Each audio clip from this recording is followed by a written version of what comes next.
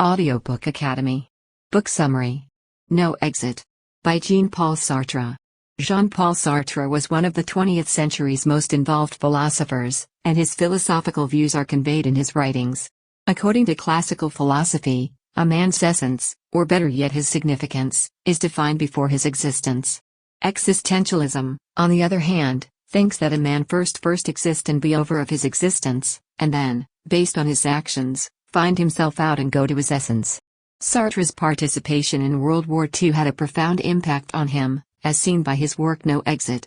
The plot takes place in a hellish room where three people who can't bear each other torture each other. There is no other form of physical torment.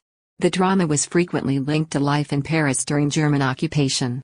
Some key existentialist rules can be noticed in the work, such as humans being a sum of their actions and being accountable for who they are and what they do, which is followed by feelings of uncertainty, worry, defeat, weakness, restlessness, and absurdity. No Exit is a one-act play that follows the lives of three characters who are trapped in a hellish room. They quickly understand that nothing is a coincidence and that they have been placed in this situation to torture each other. They resist to recognize their sins that led them to hell at first, but eventually give up in the hope that it will save them. They know they are in a ridiculous predicament with no way out because they used to have a choice, but now they must accept responsibility for their actions. Some, like Garson, cannot bear the burden of responsibility, so they delegate it to someone else who will make the decision for them. As a result, he allows Inez to assess and define him. Estelle, who couldn't live without other people's opinions in the same way she couldn't live without a reflection, acted similarly. She believed that if she didn't see her own reflection in the mirror, she didn't exist and couldn't know how others saw her. She lets Inez act as her mirror, but it ends with Inez defining her and she accepts her comments. Inez believes it is her job to assess people, and she can't stand other people's appearances because she believes they are taking away at her role. She accused Garson of stealing her face since it diminished her sense of authority over others.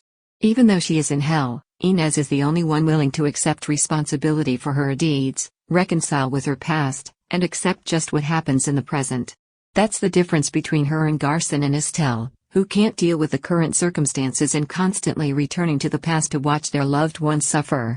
If we consider the concept of existentialism, which states that we should be aware of our existence and take responsibility for our acts in order to develop our own essence, then Inez is the only character who succeeds. Sartre depicts hell as a constantly hot room in which the prisoners torture each other by forcing them to confront their darkest fears, with no physical torture permitted. Garson concludes that hell is made out of other humans. The first scene of this drama introduces us to Garson, who enters hell. Hell is described as a single bronze figure above the fireplace. Garson dislikes the room at first glance and believes he'll need time to adjust to the furniture. He wonders whether all the other rooms are like that, and if he isn't used to being surrounded by furnishings he dislikes, just as he used to be surrounded by phony social positions. He acknowledges that he wasn't expecting such a luxury and inquires of the hotel attendant about the location. He says that we can't trust everything we hear because those who were there can't know anything about it. He was startled to see no torture devices, mirrors, windows, or anything else that could be broken. Finally, he asks why they removed his toothbrush, and they tell him it's because he won't have to wash his teeth there. There was also no bed because no one ever slept there. Garson says that he understands. It's pointless to check yourself in the mirror or brush your teeth here. The room attendant informs him that he hasn't abandoned his human dignity or made peace with the situation yet, and Garson is upset by his remarks. He informs the room keeper that he will not tolerate his behavior and concludes that he should accept the situation before any more surprises arrive. The fact that the room attendant had no eyelids and looked at him without blinking bothered him. A similar dilemma awaits him because he never goes to bed, which means he has to put up with himself in a location where there is no night and the lights cannot be turned off. Garson requested the room attendant to tell him what was outdoors and where he went on his days off. He claims that the entire structure is made up of rooms, hallways, and stairways, and that he occasionally visits his uncle, who has a room on the third floor. Garson can't believe he'll have to live with his eyes always open, and the room attendant laughs when he says, he'll live. Garson wants to use the bronze statue to break the light, but the room attendant warns him that it is too heavy to lift, which Garson confirms. Garson asks the room attendant if he would return every time he rings the bell as he prepares to leave. He said he should be here, but Garson shouldn't rely too heavily on the bell because it doesn't always work. Garson tests the bell, but the hotel attendant tells him not to rely on it. Garson goes to the fireplace and takes up a paper knife as he prepares to go again. When he questions the attendant about it, he is told that it is clearly a paper knife. He lets the attendant go, leaving him alone. He walks around the chamber, tries to take up the bronze statue, rings the bell, and discovers it is broken. He tries to open the door and summon the attendant, but he fails at both. Just as he is about to give up, the attendant walks in with Inez. When the attendant asks Garson if he phoned for him, he responds no.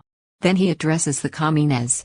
The attendant says that it's her room and that people normally have a lot of questions, but that he won't force her to talk and that she can ask Garson anything. When the attendant departs, Inez accuses Garson of torturing her, and he smiles, explaining that she misidentified him with the staff and that it was the attendant's mistake for not introducing them. He introduced himself as journalist Joseph Garson. She informs him that she is not married and that she assumed he was a torturer since he has a worried expression on his face, which all torturers have. She was certain since she had seen herself in the mirror numerous times.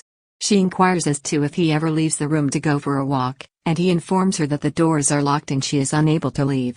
He advised them to be friendly to each other because they are in the same circumstance and should tolerate each other to make it easier. He irritated her. He needed to be alone from time to time to process everything. She tells him he is not being kind and that he should stop making expressions since he's frightening her. She informs him that there is no point in being afraid because all hope has been lost. Garson informs her that their ordeal has just begun. When an attendant arrives, Estelle, she instantly misidentifies Garson as someone else. She doesn't like the sofas in the room, and Inez, who liked Estelle, offers to swap them. Estelle desired Garson's, and he gave it to her. She introduces herself as Estelle Rigault, and Inez thinks she is stunning and regrets not having welcome flowers. Estelle informs Inez and Garson that she has died and that no one is mourning for her, despite the fact that her funeral is still ongoing. She died of pneumonia without much pain. Inez was suffocated by gas while sleeping, and Garson was shot. Estelle is allergic to the word dead, thus she requested that they use the word missing. When Garson begins to remove his coat since it is quite hot in the room, she asks him not to, and he obeys. She claims she can't bear males in short sleeves, and Inez claims she isn't interested in men.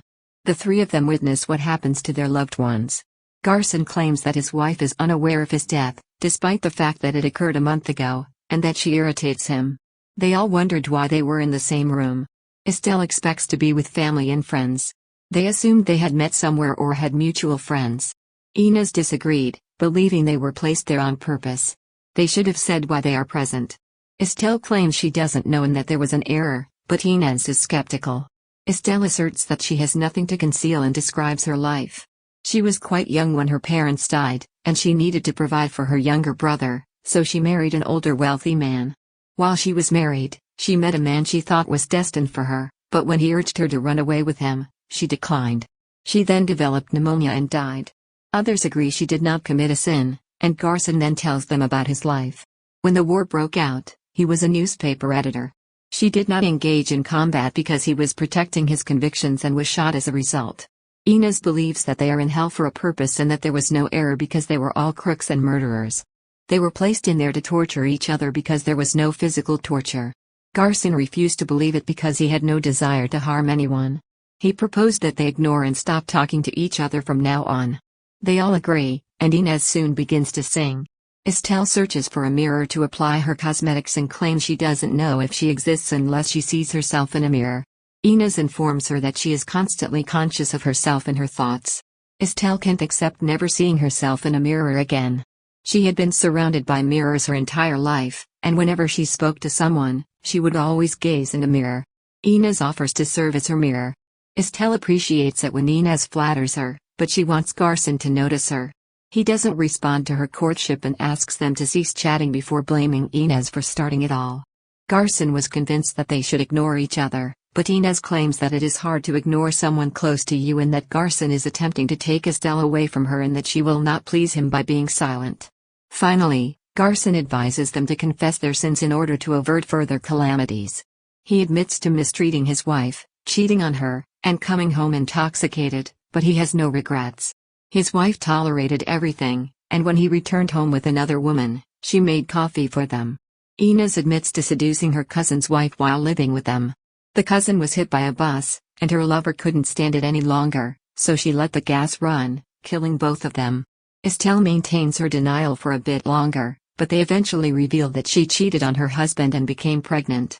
She fled to Switzerland to conceal the child's existence, and she harbored resentment toward her partner, who, unlike her, desired the child. She murdered the child in front of her partner, who later committed suicide.